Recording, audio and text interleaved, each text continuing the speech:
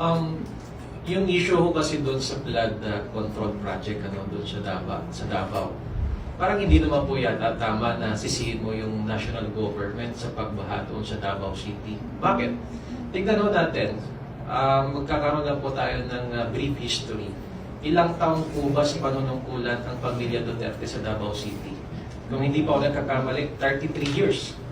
At ang alam ko po, ang Davao City, isa sa may pinakamalaking IRA or the Internal Revenue Allotment or ngayon po yung tinatawag na National Tax Allotment. Doon pa lang po sa budget na yon, pwede po nilang pondohan yung flood control project. At bakit may isisisi sa kasalukuyang administrasyon? Ito po, lumabas na po ito January of this year. Galing po mismo kay Yusek Katrina Cabral ng DPWH. Ang pondo po ng distrito ni Congressman Pulong Duterte